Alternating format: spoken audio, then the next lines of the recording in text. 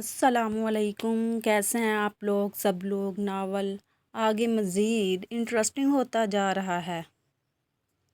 اگر آپ لوگوں کو روزانہ قسط چاہیے تو جلدی جلدی سے، زیادہ نہیں، بس 800 سبسکرائبرز ڈن کریں، ساتھ میں 1000 ویوز بھی۔ ٹارگٹ بھائی کوئی زیادہ لمبا نہیں ہے۔ آپ لوگ ہی کھٹی میٹھی عید کی یادیں ناول پر 1000+ میں ویوز دیتے تھے، تو اب کہاں ہیں میرے ریڈرز؟ اپنی معصوم سی رائٹر کی خواہش پوری کر دیں جلدی جلدی۔ اگر آپ لوگوں نے رات تک 800 سبسکرائبرز مکمل کر دیے نا، میں آپ لوگوں کو سرپرائز ایپیسوڈ بھی دوں گی۔ پھر چل دیں، مزید باتیں نہ کرتے ہوئے ہم چلتے ہیں اپنے ناول کی طرف۔ حیات تشنگی بائے حورین فاطمہ، قسط نمبر 8۔ بغیر اجازت کاپی پیسٹ کرنا منع ہے۔ اپنے سامنے ہائثم کی جگہ جاسم شاہ کو دیکھ اس کی سانس اٹکی تھی، جو غصے سے اسے گھور رہا تھا۔ اس نے اپنے پیچھے کھڑے گارڈز اور ملازموں کو زبردست گھوری سے نوازا۔ اس کی گھوری میں ہی ایسا کچھ تھا کہ وہ سب کے سب وہاں سے غائب ہوئے تھے۔ یہ کیا حرکت ہے؟ وہ غصے سے چلایا تھا۔ اور آپ اس وقت یہاں پر کیا کر رہی ہیں؟ اس کی کلائی ابھی بھی جاسم شاہ کے ہاتھ میں تھی۔ وہ میں کیا بکریوں کی طرح میں لگا رکھی ہے؟ بتاؤ مجھے، یہاں پر مردوں کے سامنے کیا کر رہی تھی؟ اور یہ کیا حرکت تھی؟ عذوا اور مشال تو اس کا جلادی روپ دیکھتی وہاں سے بغیر اس کی نظروں میں آئے غائب ہو چکی تھیں۔ وہ ہم بدلہ ہائسی لالا ڈر کے مارے اس سے بولا بھی نہیں جا رہا تھا۔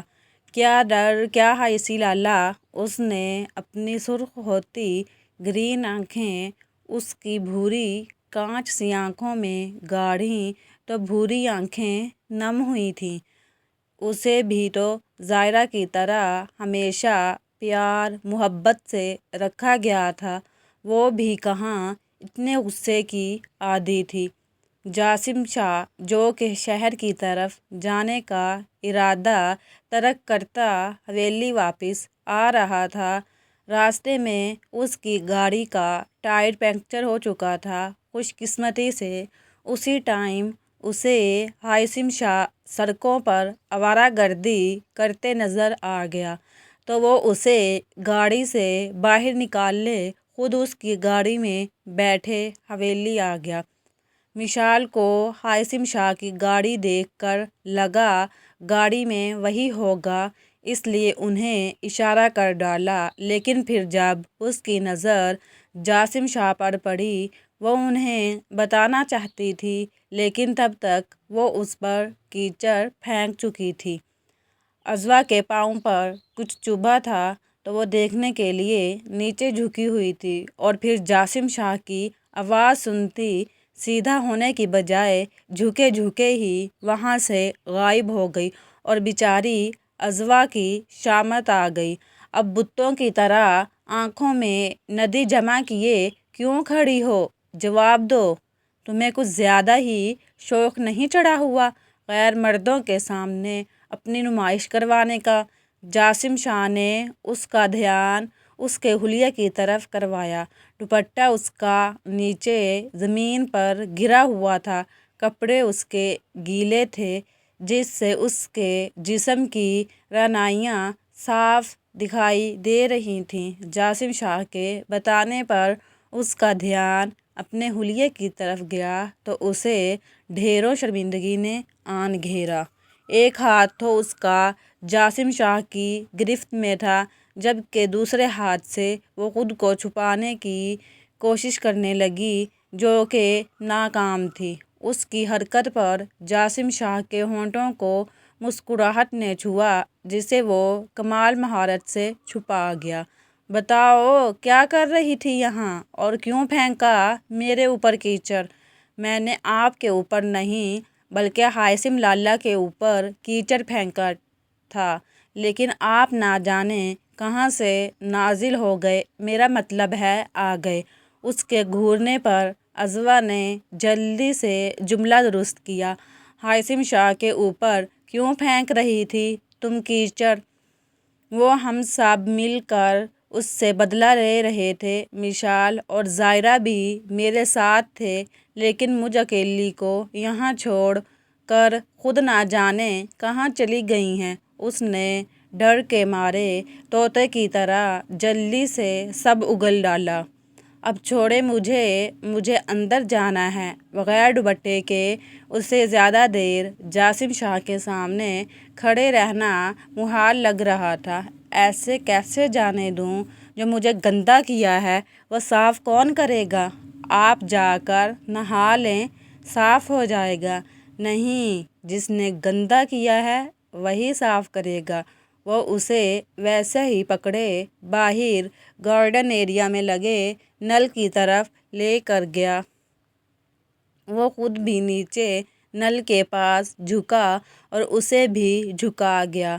करो साफ, ये रहा पानी। उसकी बात सुनती अज़वा मुंह खोले उसका मुंह तकने लगी। मैं नहीं कर सकती साफ, वो मनमनाई।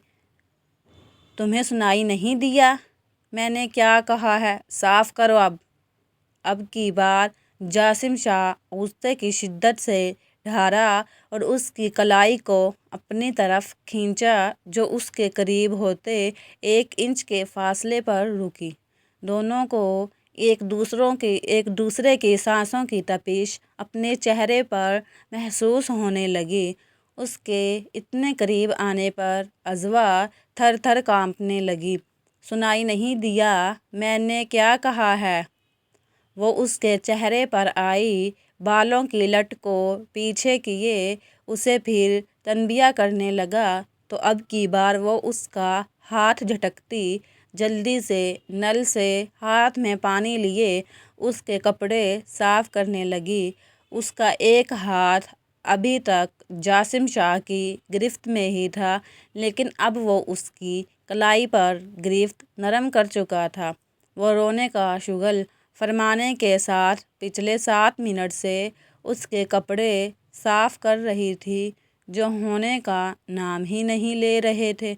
जासिम शाह की नज़र उसके कुछ डर और कुछ रोने की वजह से कपकपाते हुए होंठों पर गई, तो वह मदहोश सा होता उसके होंठों पर झुकने लगा, लेकिन वह उसे जल्दी से पीछे को धक्का देती वहाँ से भागी थी। I hate you Jasim Lala, I hate you. वो भागते हुए भी उससे अपनी नफ़रत का इजहार करना ना भूली, जबकि वो अपनी बेख्तियारी पर शर्मिंदा होता बालों में हाथ फेरे खुद भी उठकर अंदर चल दिया। वो वहाँ से भागते हुए सीधा अपने कमरे में गई थी और अपनी कलाई को खरोंचने के साथ साथ मुसलसल उससे नफ़रत का इजहार कर रही थी। जासिम लाला, आप बहुत बुरे हैं। I hate you, I hate you. मैं दादा साईं और अरीद लाला को बताऊंगी आपने मुझे डांटा। मैं ज़ायरा और मिशाल से भी बात नहीं करूंगी, जो मुझे फंसा कर खुद अंदर चली आईं। सब बुरे हैं, बस मेरे अरीद लाला ही अच्छे हैं। वो शावर ऑन किए बैठी मुसलसल रोए जा रही थी। मामा, आखिर आप इतना डरती क्यों हैं? ना खुद पाकिस्तान जाती हैं, ना मुझे जाने देती हैं। मुझे बस इस दफ़ा पाकिस्तान जाना है। आप जो भी कह लें, वो इस दफ़ा अपनी माँ के सामने पाकिस्तान जाने के लिए बाज़िद थी। ज़रमीन मेरी जान, तुम क्यों नहीं समझती हो? मैं तुम्हें पाकिस्तान नहीं भेज सकती, वहाँ पर तुम्हारी जान को ख़तरा है। मामा, आप अच्छी तरह जानती हैं मैं कोई फीडर पीती बच्ची नहीं हूँ। मैं अपनी हिफाजत कर सकती हूँ। प्लीज़ मुझे पाकिस्तान जाने की इजाज़त दे दें। तुम फीडर पीती बच्ची नहीं हो और ख़ुद अपनी हिफाजत कर सकती हो, इसलिए तो मैं तुम्हें पाकिस्तान नहीं भेज रही। मामा, आई प्रॉमिस मैं वहाँ पर जाकर कोई भी ایسا کام نہیں کروں گی جس سے مجھے یا آپ کو پرابلم ہو۔ میں نے ایک دفعہ کہہ دیا تم پاکستان نہیں جا رہی تو مطلب نہیں جا رہی، اب تم جو بھی کرو۔ وہ کیسے اپنی بیٹی کو پاکستان بھیج سکتی تھیں، جس ملک نے اس سے اس کا سب کچھ چھین لیا تھا، اور اب بھی نہ جانے کتنے دشمن اس کی واپسی کی امید لگائے بیٹھے تھے۔ اس نے اتنے سال اپنے اتنے رشتوں سے دوری صرف اور صرف اپنی بیٹی کو بچانے کے لیے برداشت کی تھی۔ اب جب اس کی زندگی میں سب کچھ ٹھیک ہو گیا تھا تو وہ کیسے ایک بار پھر اسے دشمنوں کے بیچ بھیج سکتی تھیں؟ ان سب کے بارے میں سوچتے اس کی ماں کی آنکھیں نم ہوئی تھیں، جنہیں دیکھ وہ مزید پاکستان جانے کے لیے بے چین ہوئی تھی۔ وہ وہاں پر جا کر ماضی کے بہت سارے پردوں سے دھول اتارنا چاہتی تھی، جو نہ جانے اپنے اندر کتنے راز دفن کیے ہوئے تھے۔ پاکستان تو میں ہر حال میں جاؤں گی، پھر بے شک مجھے اس کے لیے ماما سے جھوٹ ہی کیوں نہ بولنا پڑے۔ نہ میں خود اب اپنے اپنوں سے دور رہوں گی، نہ ہی اپنی ماں کو رہنے دوں گی۔ جسٹ ویٹ پاکستان، میں آ رہی ہوں۔ وہ دل میں عہد کرتی اپنے کمرے کی جانب چل دی۔ یار افشاں، تجھے میری ایک فیور کرنی ہوگی۔